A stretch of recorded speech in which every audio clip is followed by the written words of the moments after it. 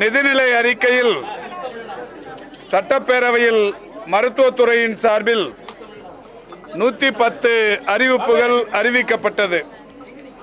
அறிவிக்கப்பட்ட 110 அறிவிப்புகளும் ஒன்றன் பின் ஒன்றாக தொடர்ச்சியாக செயல்பாட்டிற்கு வந்து கொண்டிருக்கிறது. அந்த வகையில் தாய் சேய் நல மேம்பாட்டு திட்டங்கள் 4 அறிவிக்கப்பட்டது. அந்த 4 அறிவிப்புகளும் இன்றைக்கு செயல்பாட்டிற்கு வந்திருக்கிறது.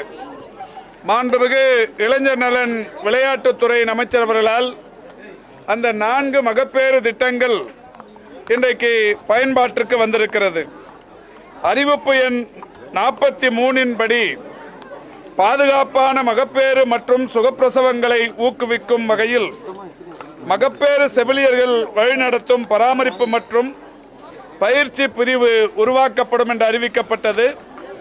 அப்படி உருவாக்கப்பட்ட பயிற்சி பிரிவு அமைப்பை நம்முடைய மாண்புமிகு அமைச்சர் அவர்கள் தற்போது திறந்து வைத்திருக்கிறார்கள்.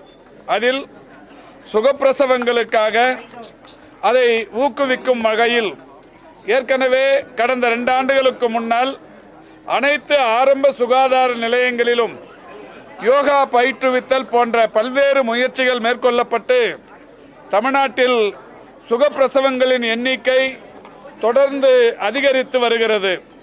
அந்த நிலையில் இன்னமும் கூடுதலாக சுகப்பிரசவங்களின் எண்ணிக்கையை அதிகரிக்க வேண்டும் என்கின்ற வகையில் இந்த பயிற்சி பராமரிப்பு மற்றும் பயிற்சி பிரிவு ஒன்று இங்கே தொடங்கப்பட்டிருக்கிறது. அதேபோல் அறிவிப்பு எண் 42 மகப்பேறு காலத்தில் ஏற்படுகிற இரத்தப்போக்கிற்கு சிகிச்சை அளிப்பதற்கு 2,98,00,000 ரூபாய் செலவில் உபகரணங்கள், அதிநவீன உபகரணங்கள் வாங்கி தரப்பட்டிருக்கிறது. இது பேறுகாலத்திற்கு பின் ஏற்படுகிற இரத்தப்போக்கு சிகிச்சைக்கு பெரிய அளவில் உறுதுணையாக இருக்கவிருக்கிறது.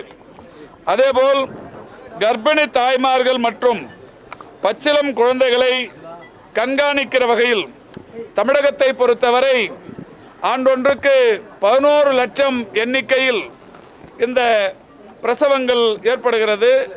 அதை கண்காணிக்கிற வகையிலேயும் அந்த பச்சிளம் குழந்தைகளை தொடர்ந்து அவளுடைய பராமரிப்பு, மருத்துவ சேவைகள் போன்றவற்றை தொடர்ந்து கண்காணிக்கிற வகையிலேயும் பிக்மி என்கின்ற ஒரு மென்பொருள் இன்றைக்கு பயன்பாட்டிற்கு வந்திருக்கிறது.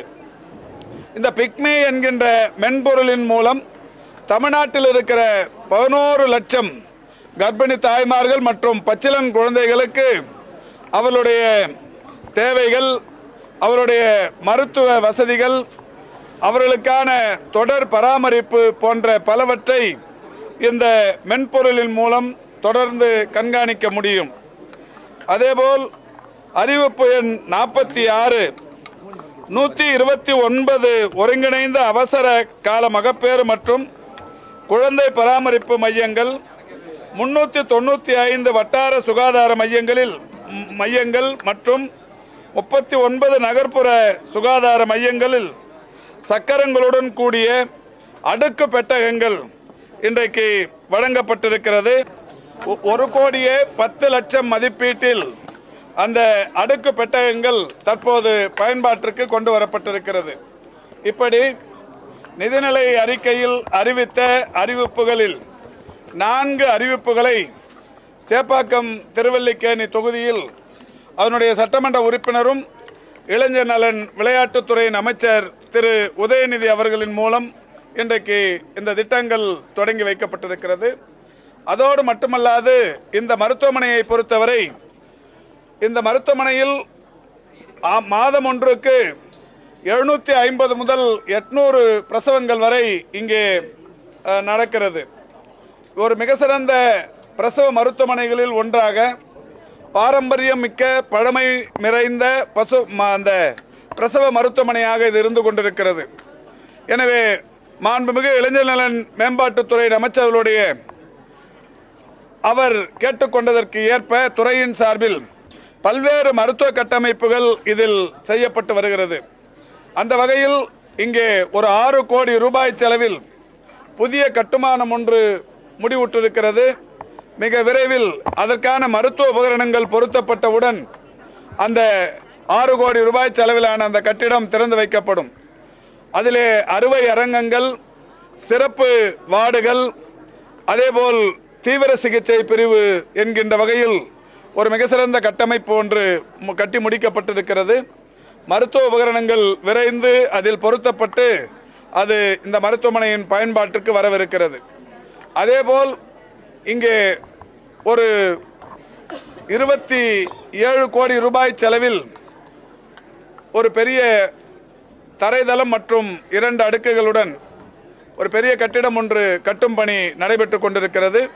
இதிலேயும் இந்த மருத்துவமனையின் தரத்தை உயர்த்துவதற்கு, மருத்துவமனையின் வசதிகளை கூடுதலாக்குவதற்கு வசதியாக அந்த கட்டமைப்பு பணிகள் நடைபெற்று கொண்டிருக்கிறது.